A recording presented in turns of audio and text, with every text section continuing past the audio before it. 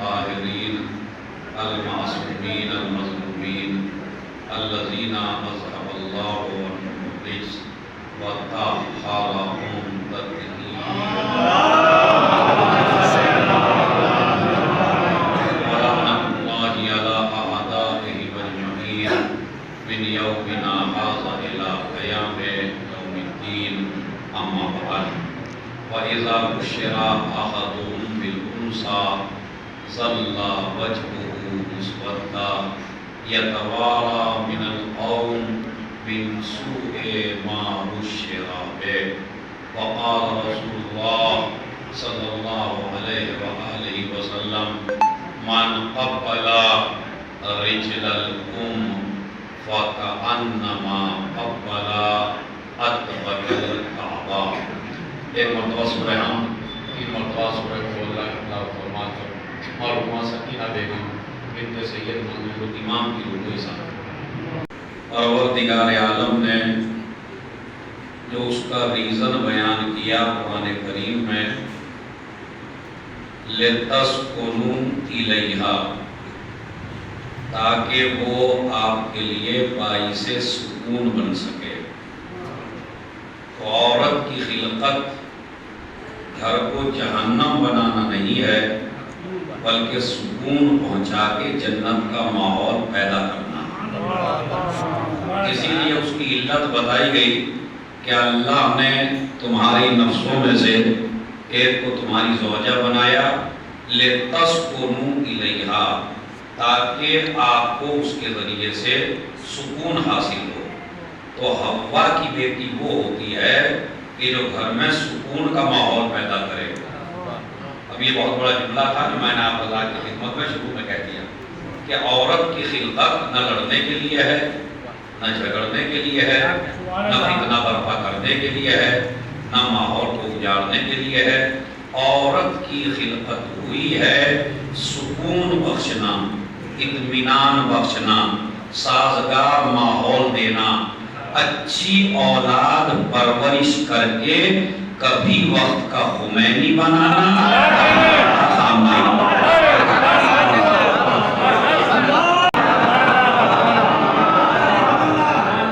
یہ ساری چیزیں ماں سے وابستہ ہیں. لِتَسْكُنُوا إِلَيْهَا. عرب کے ماحول میں قرآن مجید جو عکاسی کرتا ہے، چونکہ یہ میری مجلس ہو سکتا ہے میرے سنی بھائی بھی سنیں، تو وہ قرآن کریم سے عظمت ماں، اس لیے کہ اس مومنہ کا نام بھی سکینہ، عربی میں اس کو کہتے ہیں سکینہ، اردو زبان میں اسے کہتے ہیں سکینہ. جو قرآن مجید نے علت بتائی عورت کی، عورت ہر عورت کو سکینہ ہی ہونا چاہیے. لِتَسْكُنُوا إِلَيْهَا، تاکہ آپ کو سکون دے سکے. تو عورت کی خلقت ہے سکون. پوری دنیا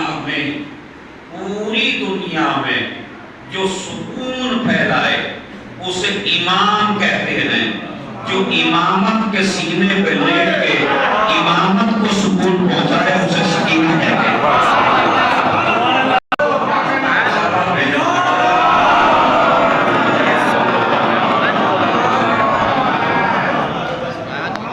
مگر عربوں نے اس عورت کے عزت کو اور مقام کو نہ سمجھا. قرآن مجید کہتا ہے وَإِذَا، اچھا یہ دیکھیے اب ایک مجلس میں کہ کہیں یہ بات کہیں عربوں سے جا رہی اور پھر ہمارے اوپر تو نہیں ہو رہی. لیکن قرآن میں قصے بھی اگر ہیں تو وہ عبرت کے لیے ہیں، لیکن قرآن قیامت تک کے لیے حجت ہے. تو قرآن مجید کہتا ہے اِذَا بُشِّرَ أَحَدُهُم بِالْأُنثىٰ. عرب کے ماحول میں عورت کو اتنا ذلیل سمجھا جاتا تھا. اِذَا بُشِّرَ أَحَدُهُم بِالْأُنثىٰ، جب کسی سے کہتے تھے بھائی تیرے یہاں بیٹی پیدا ہوئی ہے، ظَلَّ وَجْهُهُ مُسْوَدًّا. قرآن مجید ہے، کوئی حدیث نہیں ہے، کوئی شیعہ سنی فرقہ نہیں ہے کہ ان کی مانیں گے ان کی نہیں مانیں گے. مجھے پوری گفتگو قرآن سے کرنی ہے تاکہ شیعہ بھی مانے اور سنی بھی مانے. اس لیے کہ قرآن کہتا ہے وَإِذَا بُشِّرَ أَحَدُهُم بِالْأُنثىٰ، جب خبر دی جاتی تھی تیرے بیٹی ہوئی ہے، ظَلَّ وَجْهُهُ مُسْوَدًّا، اس کا چہرہ سن کے کالا ہو جاتا تھا. سیاہ ہو جاتا تھا، یتوارا من القوم، قوم سے چھپ جاتا تھا جا کے پہاڑوں میں، کہتا تھا ایوب سے کہو الا ہونی، کیا میں اس ذلت کو ایسے ہی برداشت کروں، ام یدسہ فی التراب، یا اسے مٹی میں دفنا دوں زندہ ہی کو.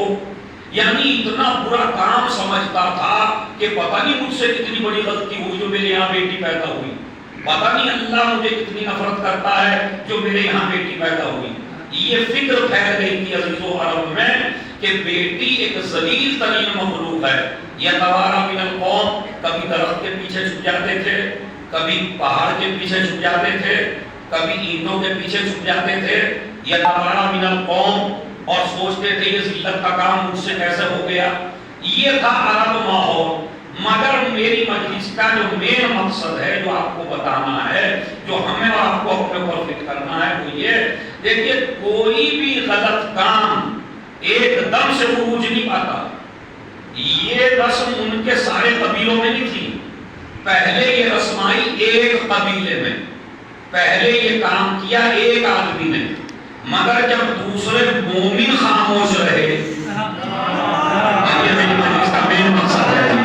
پہنچ کے داد دینی تھی بھائی سبا بھیجے محمود کوئی بھی غلط کام آپ کراچی میں دیکھ لیجئے، کوئی بھی غلط کام کیا، پرسوں انہوں نے کیا، اور یہ میں نے نہیں کیا، یہ آپ نے مجھ سے کروایا.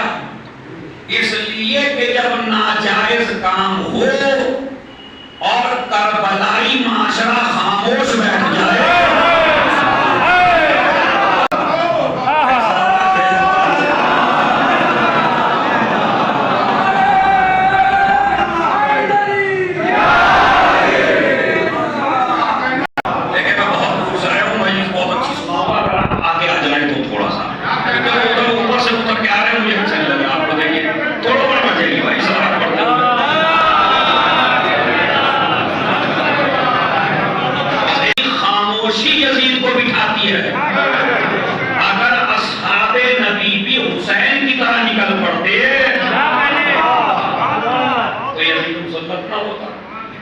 فرعون کس نے بنایا؟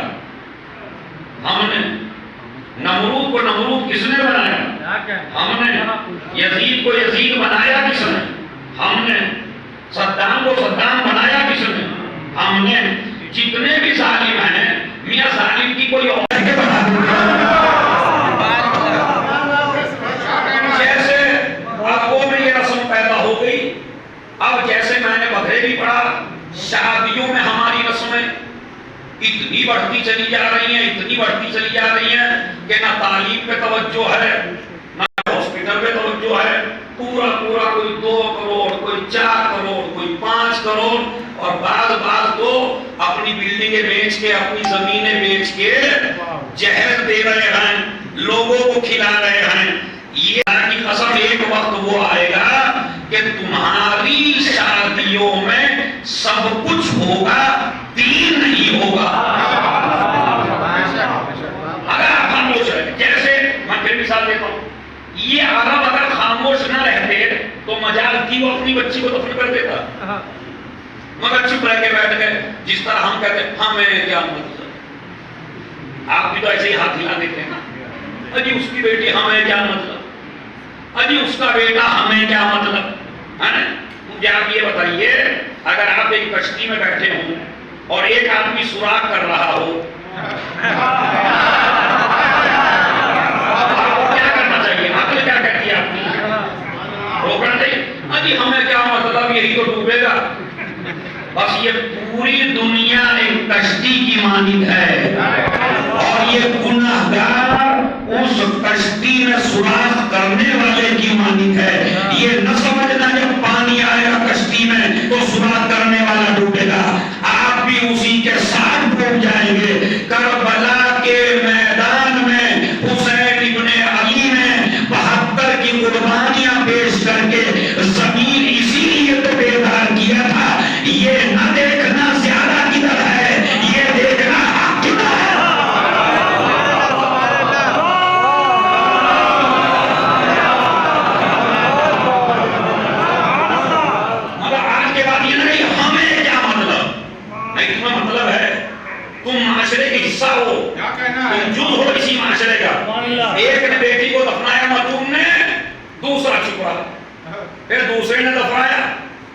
دوسرا چپ رہا، پھر تیسرے نے دفنایا تو چپ.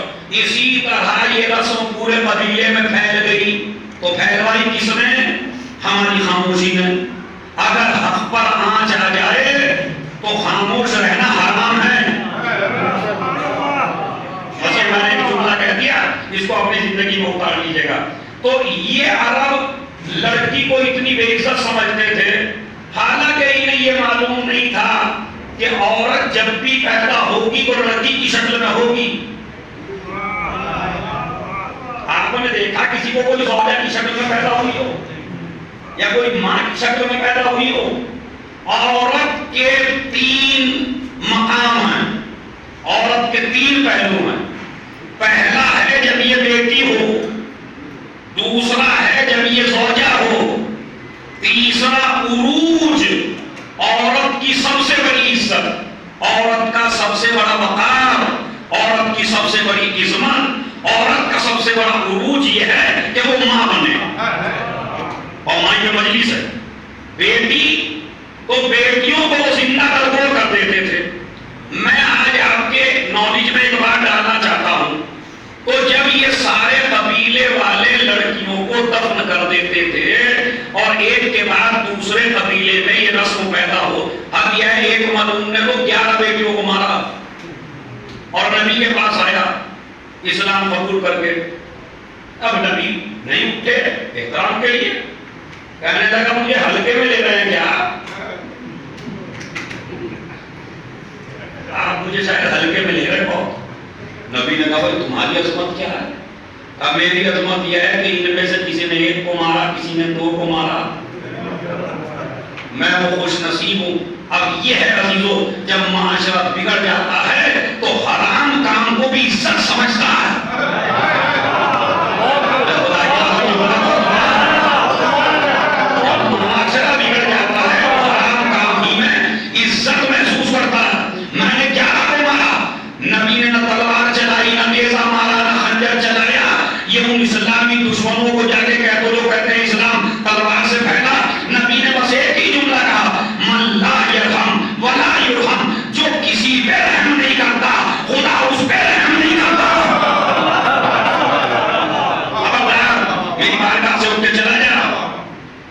اور کچھ تو بڑے بڑوں اس پہ رحم نہیں کیا جاتا. تو میاں یہ بتائیے پھر یہ نسل انسانیت آگے کیسے بڑھی؟ عربوں میں سارے بیٹیوں کو دفن کرنے لگے.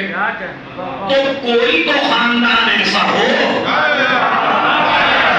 اس میں دیکھتا ہوں کیسے خاموش کوئی تو ایسا ہو کہ جس خاندان میں یہ رسم نہ ہو.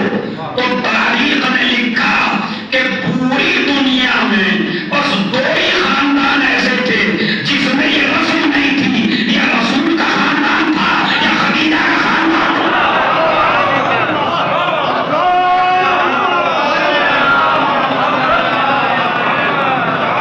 یہ رسول کا خاندان تھا یا خدیجہ کا خاندان تھا، ان میں یہ رسم نہیں تھی. آپ بتائیے بنی ہاشم کا کتنا بڑا احسان ہے بریلویوں پر، دیوبندیوں پر، شافعیوں پر، حنبلیوں پر، شیعوں پر، ایرانیوں پر، عراقیوں پر، سعودی عرب والوں پر، ہندوستان والوں پر، پاکستان والوں پر. جتنے بھی بیٹھے ہونا کسی کے بیٹے ہی بیٹھے ہونا، پر جس نے تمہاری ماں بچا لی.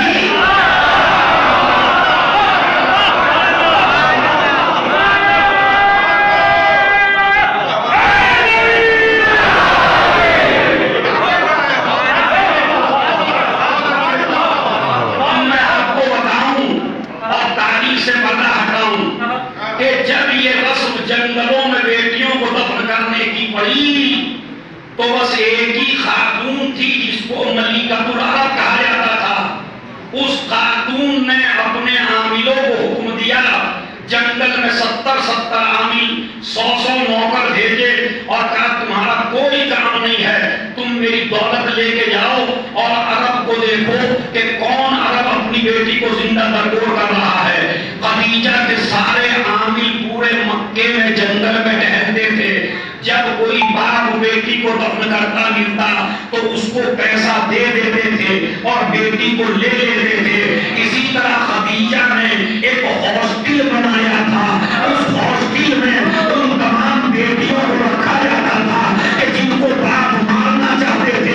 خدیجہ سب کو اکٹھا کر کے ایک ہاسٹل بنا دیا. اب جتنے بھی سنیوں میں شیعوں میں ہاسٹل بنائے ہیں یہ فاطمہ کی والدین ہیں.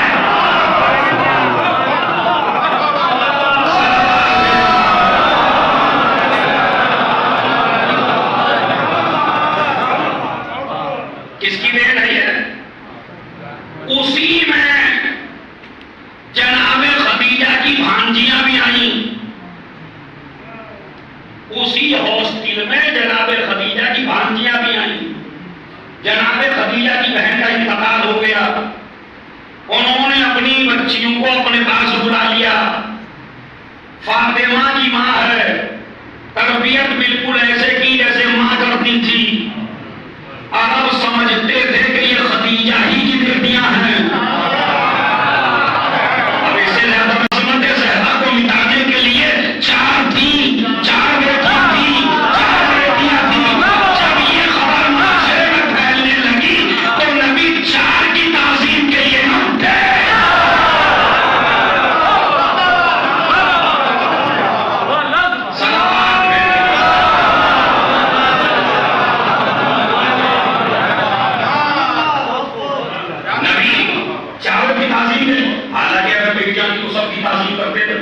لیکن یہ میرا سبجیکٹ نہیں ہے, میرا موضوع نہیں ہے. تو جناب یہ احسان کس کا ہے جس نے تمہاری ماں بچا کے دی تم کو؟ جناب خدیجہ کا. تو جناب خدیجہ نے سب کو اکٹھا کر لیا تھا. دارالمساکین اس ہاسٹل کا نام تھا کہ جس میں مساکین کو اکٹھا کیا جائے. تو اس رسم کو سب سے پہلے ختم کرنے والی اور اس رسم کے خلاف کھڑی ہونے والی کا نام ہے خدیجۃ الکبریٰ. تو عورت جب پیدا ہوتی ہے تو وہ سب سے پہلے بیٹی ہوتی ہے. نبی نے فرمایا البنات رحمت والبنون نعمت. لڑکیاں رحمت ہوتی ہیں, لڑکے نعمت ہوتے ہیں. اب جملہ تو آپ کو سنا رہی ہے, لڑکیاں. اب تمہید ختم ہوئی, اب مجلس سنیے یہاں سے آپ. یہ وہ میری تمہید تھی. تو یاد بیٹی بنی. اسی لیے اسلام کا حکم ہے جوانوں عربوں کی رسم کو ختم کرنے کے لیے. حالانکہ عرب مزاج ہم میں بھی ہیں. آپ بھی لڈو بیٹے پہ بانٹتے ہیں اور اگر پیدا ہوئے بیٹی ہوئی ذکر سے متاثر آج تک ہیں. مگر میں ایک ہی جملہ کہتا ہوں فضیلت کے لیے, اور اس کو آپ تاریخ میں اشرے بھی سنیں گے. ہو سکتا ہے اتنا اچھا خلاصہ نہ ہو جتنا میں کر کے دیتا ہوں. بیٹی کی عظمت کے لیے بس میں ایک ہی جملہ کہنا چاہتا ہوں. کائنات کا سب سے بڑا رسول جو اللہ کا سب سے بڑا محبوب ہے, اس سے بڑا کوئی رسول نہیں, اس سے بڑا کوئی نبی نہیں, اس سے بڑا کوئی حاوی نہیں. مخلوق اول ہے, عقل اول ہے, طٰہٰ ہے, یاسین ہے, مزمل ہے, مدثر ہے, نبیوں کا مولا ہے. سننا کہنا میرا کام ہے, سمجھنا آپ کا کام ہے. اگر بیٹی کی عظمت کم ہوتی تو سب سے بڑا ہے رسول کائنات میں. اللہ نے بیٹے لے لیے.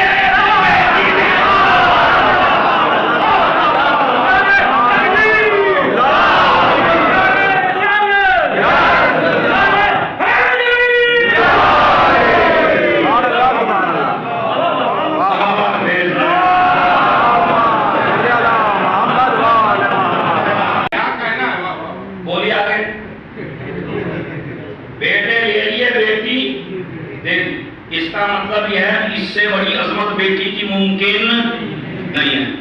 پھر احترام کے لیے کھڑے بھی ہوئے بیٹی کے لیے. یہی پتہ آپ کو کیا حکم ہے. جب بازار سے, نبی کی حدیث ہے, جب بازار سے کوئی ہدیہ لے کے آئے مومن اپنے گھر میں تو اسلام کہتا ہے ابتدا بیٹی سے کر.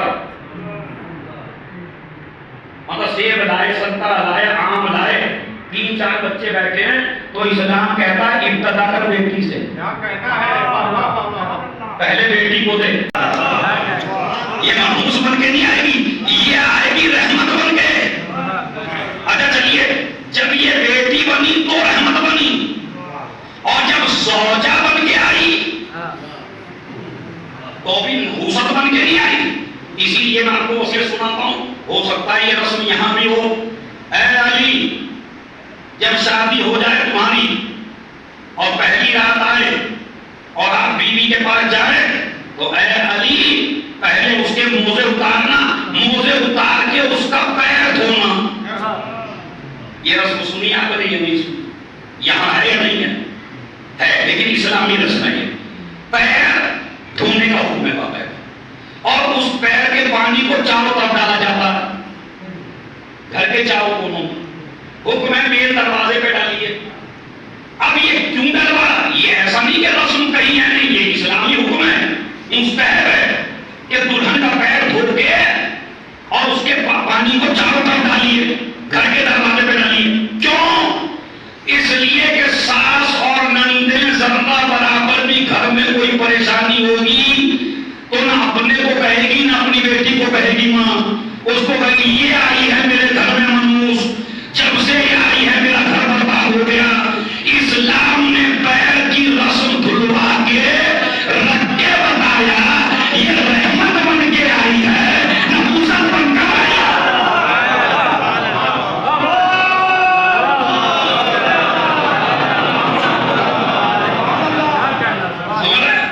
تو یہ پھر میں آپ سے کہنا چاہتا ہوں, اور غور سے سنیے گا, یہ بتائیے یہ جو لڑکی ہے یہ رحمت ہے. دوسرا مقام ہے اس کا جب یہ بیوی بنے, تو جب بیٹی تھی تو رحمت تھی, اب زوجہ بنی تو کیا ہے؟ زوجہ بنی تو اسلام کہتا ہے مرد کا ایمان مکمل ہو گیا. واقعی شادی شدہ کی 70 نمازیں, سمجھ, شادی شدہ کی 2 رکعت نماز اور کنوارے کی 70 نماز. اسلام کہتا ہے دونوں برابر ہے. مرد کا ایمان کامل نہیں ہوتا, شوہر کا ایمان کامل نہیں ہوتا جب تک اس کی شادی غنی بنے. ہم انتظار میں ہیں, پہلے غنی بنے گا تو بیٹی دیں گے. اللہ قرآن میں کہتا ہے غنی بناؤں گا شادی کے بعد. آپ نہیں دیکھ لیے آج خرافات کیوں ہو رہی ہے؟ بھائی آپ 30 سال کا جوان ہو گیا ماشاءاللہ, تمہیں تو 40 کا بھی بچہ ہی لگے گا. یہ اور جب تک تم زندہ ہو تو یہ تو بچہ ہی ہے, چاہے 50 کا ہو تمہارا تو بچہ ہی رہے گا. مگر ہمارے شیعوں میں یہ غلط رسم ہے کہ بچوں اور بچوں کی جلدی شادی نہیں کرتے. نہیں, شادی جلدی سے جلدی کرو. یہ انتظار نہ کریے کہ جناب پہلے کمائے گا, پہلے اپنے پیر پہ کھڑا ہوگا. وہاں کے ایام منکم والصالحین من عبادکم وامائکم ان یکونوا فقراء یغنہم اللہ من فضلہ. اللہ کیا کہتا؟ جب شادی کرو گے تو غنی بناؤں گا. تم الٹے چل رہے خدا کے, ہم شادی جب کریں گے جب غنی بنے گا. اللہ کہتا ہے میں غنی نہیں بناؤں گا جب تک شادی, اس لیے کہ ابھی تک تیرا رزق مل رہا ہے. جب شادی کر کے کسی کی بیٹی لائے گا تو اس کا رزق بھی ملے گا, اور اس کا ڈبل ہوا یا نہیں ہوا, تو شادی جلدی کریے. وَجَعَلَ بَيْنَكُمْ مَوَدَّةً وَرَحْمَةً, اور ہم نے ان دونوں کے دلوں میں مودت ڈال دی. دیکھیں ماں کی مجلس سے تو آپ نے بہت سنی ہوں گی. آج میں بیوی کی فضیلت آپ کو ایسی بتا دوں تاکہ آپ بھی مدد ہو کے جائیں یہاں سے. قرآن مجید میں مودت کا لفظ یا اہل بیت کے لیے استعمال ہوا یا بیوی کے لیے استعمال ہوا, اور قرآن اس کا انکار نہیں کر سکتے. وَجَعَلَ بَيْنَكُمْ مَوَدَّةً وَرَحْمَةً, ہم نے تیرے اندر اور تیری بیوی کے اندر محبت نہیں ڈالی. کیا ڈالی؟ مودت. قُلْ لَا أَسْأَلُكُمْ عَلَيْهِ أَجْرًا إِلَّا الْمَوَدَّةَ فِي الْقُرْبَى. وہاں بھی مودت کا مطالبہ ہے. ماں باپ کا احترام اپنی جگہ, مگر ان سے محبت کا مطالبہ ہے. مگر اللہ نے بیوی کو وہ مقام عنایت فرمایا کہ ہم نے مودت ڈال دی.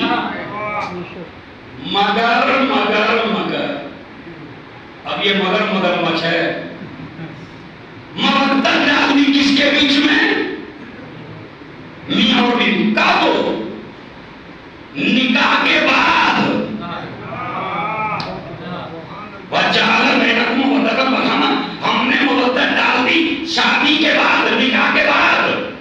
تو قانون کیا بنا؟ پہلے شادی بعد میں مودت. اب اس سے زیادہ تبلیغی جملہ میرے پاس نہیں آپ کو کہنے کو. یہ بہت بڑا میسج ہے جوانوں کے لیے، بڑا میسج ہے. اسلام کیا کہتا ہے؟ پہلے نکاح کرو بعد میں مودت کرو. آج طلاقیں اسی لیے زیادہ ہو رہی ہیں کہ مجمع قرآن سے ہٹ گیا.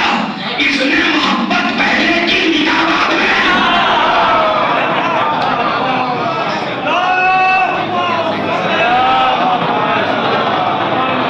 مجھے نہیں پتا کچھ جوانوں کی سمجھ میں آیا کہ نہیں آیا. سلام علیکم.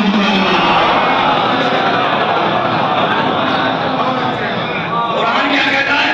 پہلے نکاح بعد میں محبت. لڑکا کیا کہتا ہے؟ پہلے محبت. پہلے محبت کریں گے بعد میں نکاح کریں گے. جب قرآن سے ہٹو گے تو طلاقیں زیادہ ہوں گی. اس لیے کہ جب ساری محبتیں شادی سے پہلے ہی لٹا چکے، تو اب بتائیے اس کے دینے کو اب آپ کے پاس بچا کیا ہے؟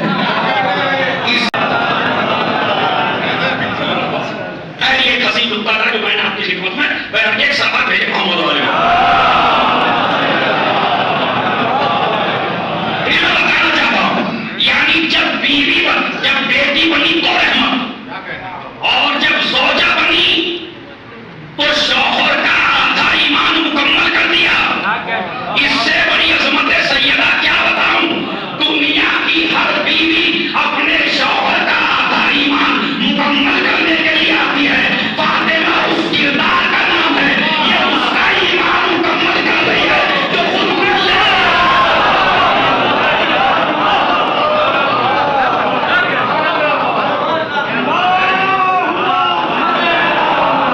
مکمل کر رہی ہے جو کل ایمان ہے. اور جتنے بھی جوان مجلس میں بیٹھے انشاءاللہ کوئی ہاتھ ایسا نہ رہے گا جو داد کے لیے نہ اٹھے، اور داد بھی سبحان اللہ ماشاءاللہ کی شکل میں، تاکہ آپ کو ثواب ہو. کیا کہ زوجہ ایمان مکمل کرتی ہے، زوجہ اسلام مکمل کرتی ہے، زوجہ عبادتوں کا وزن بڑھا دیتی ہے. یقین نہیں آتا تو دیکھ لیجیے، تلوار تو علی نے جنگ بدر میں بھی چلائی. اب یہ تمہاری ذہانت کا امتحان ہے.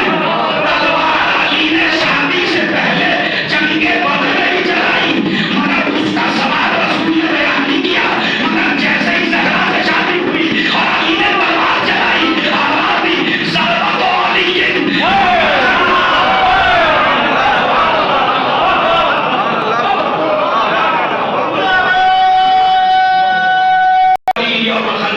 افضل میں عبادت کی سب ہے علی کی تلوار کا ایک بار. بھائی جو بول رہے ہیں وہ نہ بولے میرے خیال میں بیچ مجلس میں تو خراب ہے. مجھے بولنے دیجیے، جو تبصرہ کرنا ہے میری بات کر لیجیے گا یا بیٹھ کے کر لیجیے گا میرے سامنے، کیونکہ ماشاءاللہ میں بھی ٹیچر ہوں، ذاکر نہیں ہوں. سلام علیکم.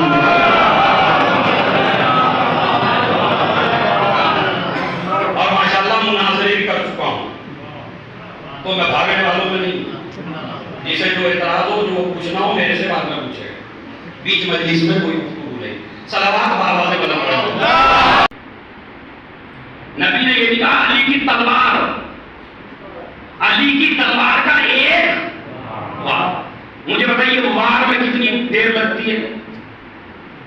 ایک مظلوم آپ کے سے ایک ظالم آپ کے سامنے ہے، آپ کے ہاتھ میں تلوار ہے، تو کتنی جلدی تلوار کا وار چلے گا؟ منٹ میں، سیکنڈ میں. آپ کہیں گے نا ملی سیکنڈ نہیں، پہلے دیکھا جائے گا کہ مارنے والا کون ہے، وار کرنے والا کون ہے، تلوار چلانے والا کون ہے. کا جتنی ہاتھ میں طاقت ہوگی، جتنی وار میں طاقت ہوگی، ہاتھ میں طاقت ہوگی، اتنی وار میں تیزی ہوگی. تو جہاں ہاتھ بھی اللہ کا ہو اور تلوار بھی زمین کے کارخانے کی نہ ہو، کیسے چلاتا تھا ہم نے آج تک سنا ہی سنا ہے. آج دیکھنا چاہتے ہیں. علی کے سامنے ایک آیا، میرے مولا نے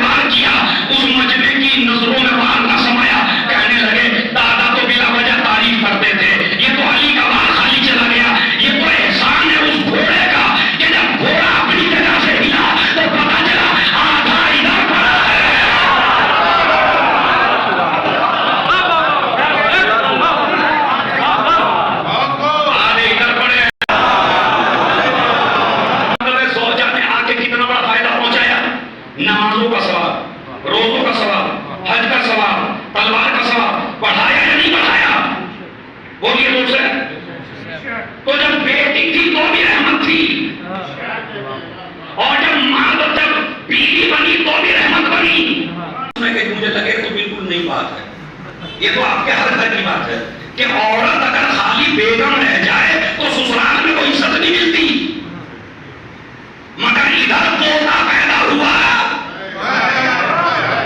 ادھر سسرال نے سر پہ بٹھا لیا، اس کا مطلب ہے عورت کا عروج ہے ماں بننا۔ اب اس سے زیادہ میں کیسے تشریح کروں؟ عورت کا عروج ہے سب سے بڑا ماں بننا۔ ہم آپ تو اپنے گھر کی بات کرتے ہیں، نبی کے گھر میں بھی سب سے زیادہ عزت اسی کو ملی جو ماں بنی۔ اب میں ایک آدمی دیکھ رہا بیویاں تو بہت ہیں نبی کی، مگر عزت اسی کو ملی۔ اسی لیے صحیح بخاری میں ہے کہ جناب عائشہ نے کہا مجھے اتنا حسد، صحیح بخاری ہے تو پھر میں کیوں نہ پڑھوں بھائی؟ جب بخاری پڑھوں گا تو مجھے بھی تو بخار ہونا چاہیے اور آپ کو بھی ہونا چاہیے۔ صحیح بخاری میں یہ حدیث موجود ہے کہ اتنا حسد مجھے کسی سے نہ ہوا، جو میرے زمانے میں تھی ان سے بھی مجھے اتنا حسد نہ تھا جتنا حسد مجھے خدیجہ سے ہوا۔ ان میں بیوی تمہارے زمانے میں نہیں تھی تو خدیجہ سے کیوں ہوا؟ اب جملہ کہنا میرا کام ہے، نسلوں تک پہنچانا آپ کا کام ہے۔ کہا صبح اٹھتے تھے تو ذکر خدیجہ، شام ہوتی تھی تو ذکر خدیجہ، سفر پہ جاتے تھے تو ذکر خدیجہ، کوئی چیز بانٹتے تھے تو خدیجہ۔ میں نے کہا خدیجہ خدیجہ خدیجہ، کم سے کم المنین میں اور صحیح بخاری میں ایک بات تو ثابت کر دی کہ خدیجہ کا تذکرہ سنت نبی ہے۔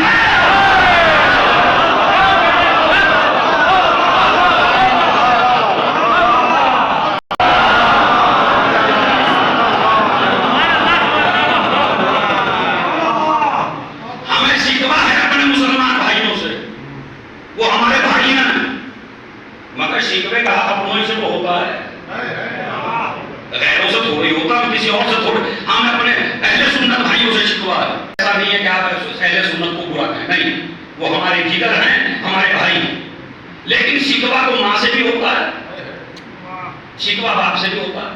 ہمیں شکوا یہ ہے کہ آپ ہر صحابی کے لیے منقبت پڑھتے ہیں، بلال کے قصیدے، کسی اور صحابی کے قصیدے، بیویوں کے قصیدے، یہ تمہاری مسجدوں میں ذکر خدیجہ کیوں نہیں ہے؟ شکوا ہے یا نہیں ہے؟ کیا نبی کی بیوی نہیں ہے؟ اما جو 11 سال میں 11 بیویاں رہیں، 11 12 13 سال میں 10 11 بیویاں تھیں، اور اسی میں مسجد نبوی تھی، اسی میں جنگ تھی، اسی میں حالات زندگی تھے، اسی میں سفر تھے۔ یہ تو کیا 13 سال رہی اتنی ساری اکٹھی ہو گئے، اور وہ خدیجہ جو 28 سال اکیلی بیوی بن کے رہی ہو، ہم 28 سال اکیلی بیوی تھی، نبی نے اس کی زندگی میں کسی عورت سے شادی نہیں کی ہے، تو بتائیے مجھے کون سی چیز روکتی ہے آپ کو ذکر خدیجہ کرنے سے؟ کیوں نہیں کرتے بھائی؟ اگر آپ بیویوں کو چاہتے ہیں تو وہ تو سب سے پہلی بیوی ہے۔ اور اب میں جملہ کہی دیتا ہوں، میاں دنیا میں بیوی ہونا کمال نہیں ہے، کمال ہے ابو طالب کے علی پیدا نہ ہوتے، خدیجہ کے زہرا پیدا نہ ہوتے۔ اب خدیجہ نے کیا بھی بتائی؟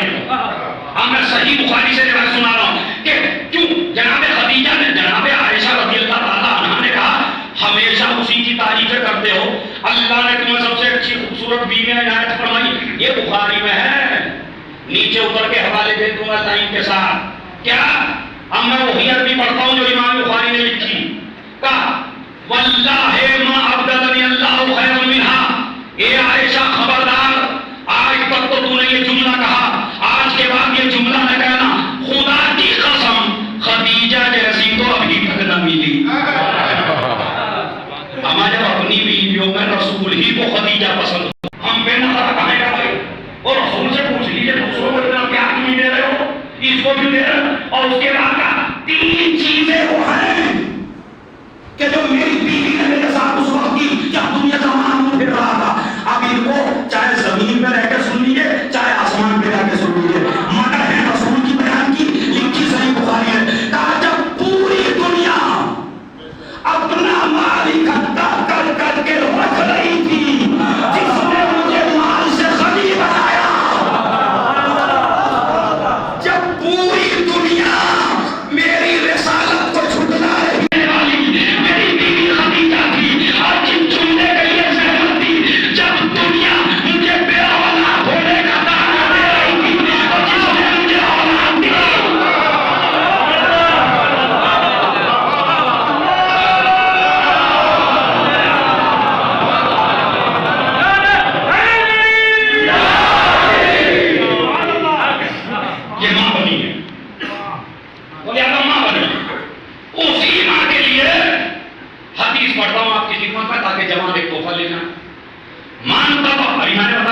بیٹی، زوجہ، ماں. جب ماں بنی تو ماں کو بے شعور نہیں ہونا چاہیے. اب یہ ایک مناظرے کا رخ ہے، جس کے نصیب میں ہے اس تک پہنچ جائے گا، جس کے نصیب میں نہیں ہے وہ بیٹھا رہے. کیا بے شعور ماں نہ ہو، باشعور ماں ہو. اگر ماں بے شعور ہوتی ہے اور مسلمان ہوتی ہے، میں کیسے کہوں، بس میں آرام سے کہہ دیتا ہوں، آپ خود ہی سمجھ لیجیے گا. اگر ماں کافرہ ہو مگر شعور ہو تو بیٹے کو وصیت کر کے جاتی ہے حیدر سے نہ لڑنا.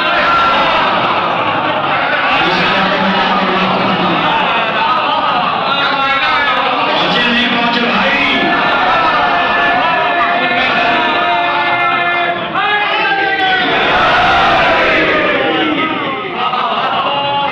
ماں شعور والی ہو اور کافرہ ہو تو بچے سے کہہ کے جاتی ہے سب سے لڑنا، حیدر سے نہ لڑنا.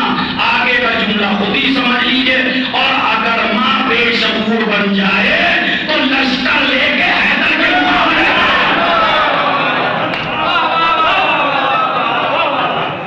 جس کے شعور کو سلام کریں. اب نبی فرماتے ہیں مان تب، اب یہ تمہارے لیے بڑی بات دے دی تم نے، یہی پر پڑھنا تھا مجھے. آگے تو تم کو اب اپنی ماں کے ساتھ کیا برتاؤ کرنا. جب ماں سب سے عظیم ہے تو اب ماں کے لیے سنیے. اگر ماں تم سے کہے پہ 70 نیکیاں لکھی جاتی ہیں مسجد کی طرف، اسی لیے حکم ہے چھوٹے چھوٹے قدموں کے ساتھ جایا کرو مسجد میں. لمبے اونٹ کی طرح قدم نہ رکھو، کیونکہ چھوٹے چھوٹے قدم رکھو گے ثواب زیادہ لکھا ہے. چاہیے چھوٹے چھوٹے قدم رکھیں. اسلام کیا کہتا ہے؟ تمہارے قدموں میں 70 نیکیوں کا ثواب، لیکن ماں کہتی ہے مجھے خدمت کی ضرورت ہے.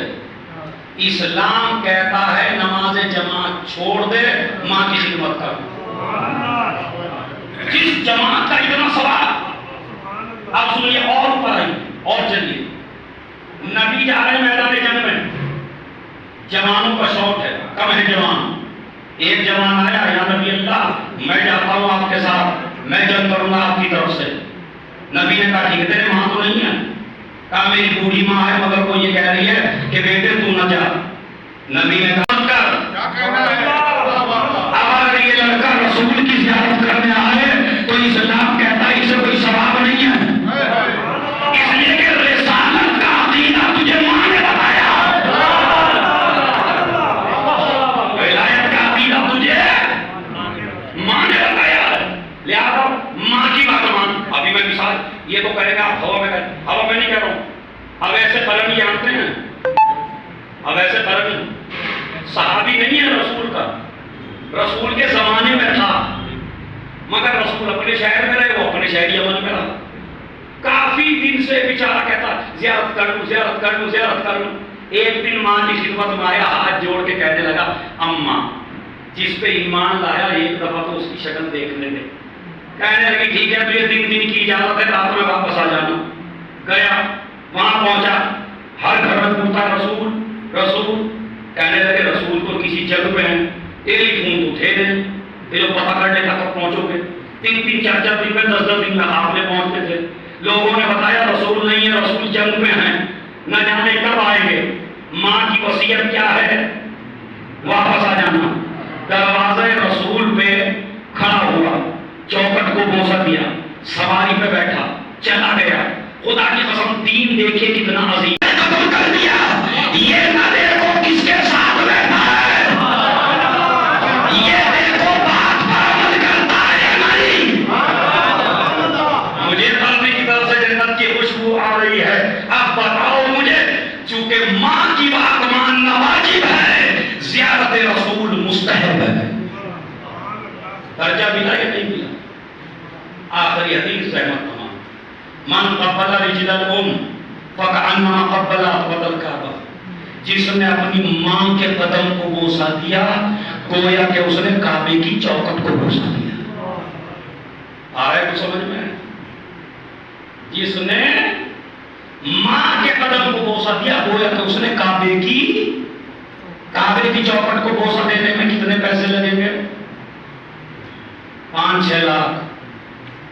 اور کیا پتا حجر اسود چھونے کو ملے یا نہیں، اور کیا پتا حج قبول بھی ہو یا نہیں. سمجھ رہے؟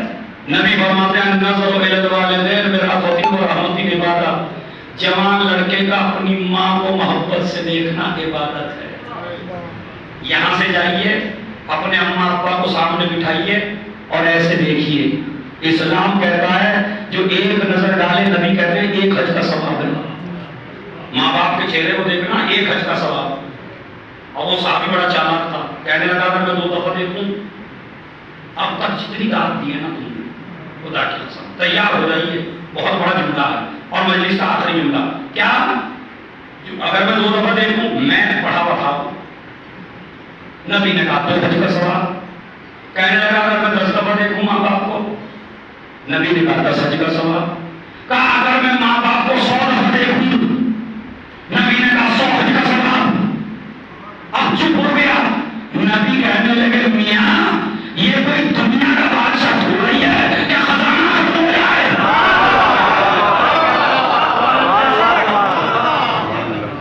یہ میرا معبود ہے جس کا خزانہ ختم ہونے والا نہیں ہے.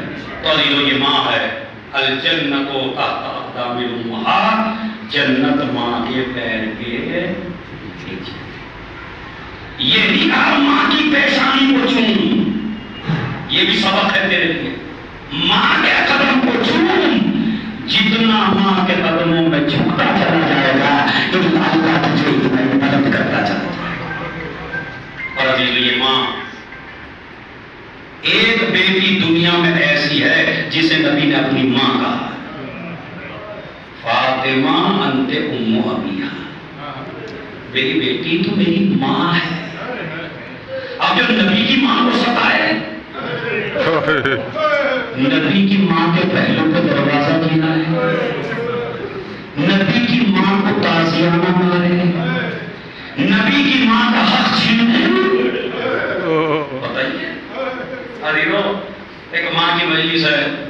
جب ہم فاتحہ دے رہے تھے تو بچے اور بچیوں کی آنکھوں میں آنسو تھے کہ ماں واقعی وہ قیمتی خزانہ ہے جس کا جب رخصت ہو جاتا ہے اور کتنی محبت ہوتی ہے. بس اس کو آخری جملے 1 ہی منٹ کا مسائل پڑھوں گا میں، مگر 1 منٹ میں آپ کی حالت بڑی بدل جائے گی.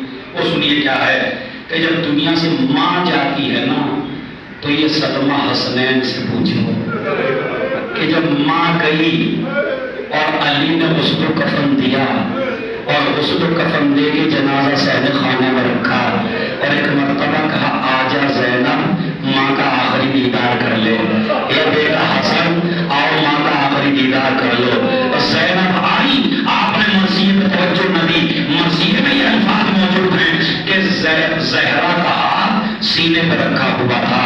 ایک مرتبہ میری بیوی زینب نے کہا نہلا کے جو کفنانے لگے میت زہرا کی عرض یہ زینب نے حضور شہ والا اماں کا میری ہاتھ تو سیدھا کروا.